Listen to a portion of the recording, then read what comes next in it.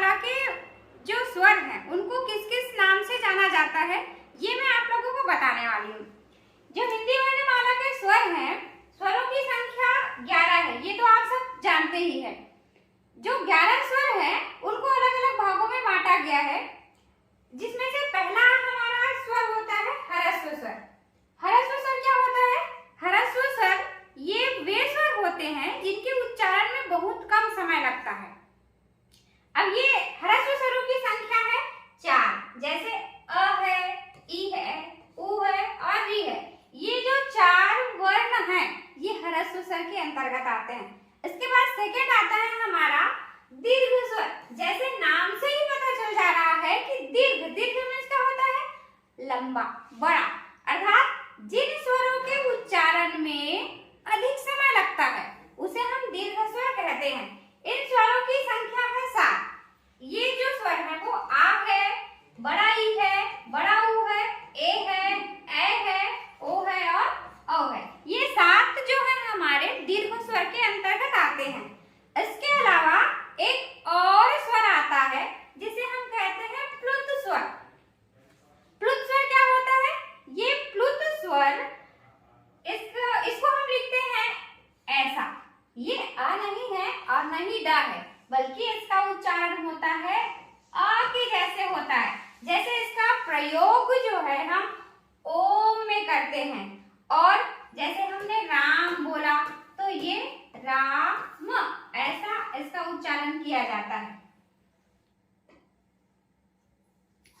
इसके बाद हमारे और जो हिंदी वर्णमाला में जिनको हम मात्राओं के रूप में लिखते हैं वो व्यंजन आते हैं। तो वो व्यंजन कौन कौन से हैं?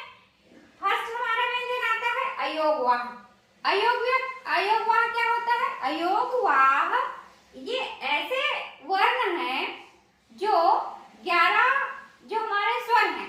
इसके अलावा ये 2 हैं जिनसे हम अम का यूज करते हैं। जैसे हमारा स्वर है, हम आ से आहा तक, ठीक है, अ से आहा तक जो हम वर्ण लिखते हैं तो उसमें अ तक जो है हमारा 11 स्वर कहलाया। जो 2 बचा हमारा अम और आहा, ये हमारा कहलाता है अयोगवाह। इसका प्रयोग हम स्वतंत्र रूप में नहीं करते हैं, बल्कि हम इसका प्रयोग वर्णों के रूप में करते हैं। जैसे हम अम का प्रयोग करें तो ये क्या हो जाएगा? संत। जैसे हमने संत में कर दिया, इसका हमने किया अतः, हम इसको क्या लिखें? अतः। तो इसका प्रयोग हम इस प्रकार से करते हैं। इसके बाद इन्हीं ये जो अयोगवाह है, इन अयोगवाह को अलग अलग नामों से जाना जाता है। जैसे ये हमारा हो गया फर्स्ट वाला, ये जो अयोगवाह है इसको हम कहेंगे अनुस्वार। अनुस्वार का जो चिन्ह होता है ये ऐसा होता है, ठीक है। ये हम क्या करते हैं? ऐसा लिखते हैं। अब ये अनुस्वार क्या होता है? अनुस्वार जो होता है इसका उच्चारण, हम उच्चारण से इसका डेफिनेशन निकालते हैं। जैसे ये अनुस्वार है तो अनुस्वार का उच्चारण जब हम करते हैं तो इसका उच्चारण करते समय मुख के साथ साथ नासिका का भी प्रयोग होता है। जैसे मैंने यहाँ पे एग्जाम्पल लिखा संत, तो संत जब हम कर रहे हैं तो यहाँ पे हम मुख के साथ साथ नाक का, ये जो नासिका है इसका भी हम यूज करते हैं, प्रयोग करते हैं और इस प्रकार से इसको लिखते हैं।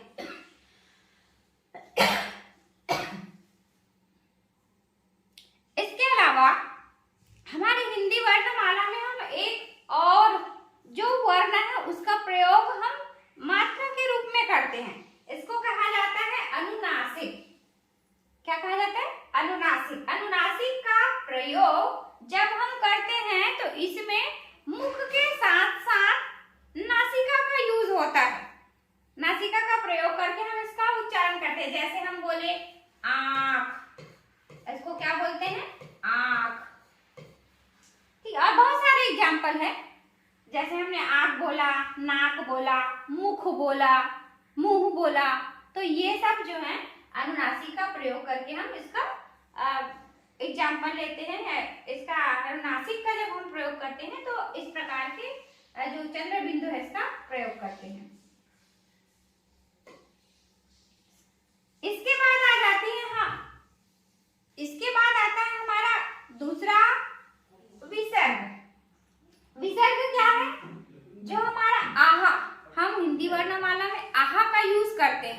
तो उसे हम कहते हैं विसर्ग।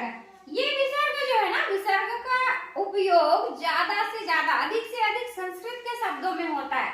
जैसे हम लिखते हैं अतः, अतः का हमने एग्जाम्पल लिया है ना, ये अतः हिंदी में हो गया। इसके अलावा ये जो विसर्ग है इसका प्रयोग हम संस्कृत में करते हैं। कुछ भी हम जैसे बोलते हैं, जैसे रामः, कृष्णः, तो वहां पे इसका प्रयोग किया जाता है।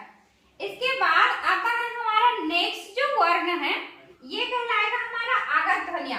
आगत ध्वनिया क्या है? ये आगत ध्वनिया जो हमारे विदेशी भाषा में अरबी है, फारसी है, उर्दू है, इन भाषाओं के जो शब्द होते हैं उन पर ये आगत ध्वनियों का यूज किया जाता है। जैसे हमारे आगत ध्वनिया कहलाता है, ये है हमारा ज, जैसे हम ज लिखे और फ लिखे। अब इसका प्रयोग जो है हम अरबी और फारसी या जो हमारी विदेशी भाषा के जो शब्द है ना, हम उसमें इसका प्रयोग करते हैं। जैसे मैं एक एग्जांपल लिखूं, जैसे हम लिख रहे हैं जहर, तो जहर में हम इस ज का उपयोग करते हैं।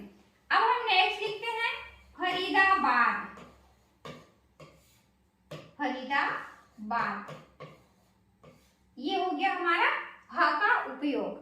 अब इसके अलावा हमारे हिंदी वर्ण में एक और वर्ण आता है, इसको हम बोलते हैं औ। ऐसे जैसे इसका उच्चारण होता है औ के जैसे, ये आ और औ दोनों के बीच का उच्चारण है। इसका प्रयोग हम जो अंग्रेजी के शब्द होते हैं, अंग्रेजी भाषा से आए हुए शब्द होते हैं, वहां पे इसका प्रयोग करते हैं। जैसे हम लिखते हैं डॉक्टर, तो हम यहाँ पे ऐसा इसको लिखेंगे और इस प्रकार से हम नया शब्द बनाएंगे। और ये जो वर्ण है इसका प्रयोग हमने यहाँ पे डॉक्टर, डॉक्टर जो हमारा अंग्रेजी शब्द है, तो वहां पे हमने इसका प्रयोग किया और हमने बना दिया डॉक्टर। अगर आपको यह वीडियो पसंद आया हो तो आप हमारे इस वीडियो को लाइक कीजिएगा, और अगर आप हमारे चैनल पर नए हैं तो आप हमारे चैनल को सब्सक्राइब कीजिएगा और अधिक से अधिक अपने दोस्तों को शेयर कीजिएगा। Thank you.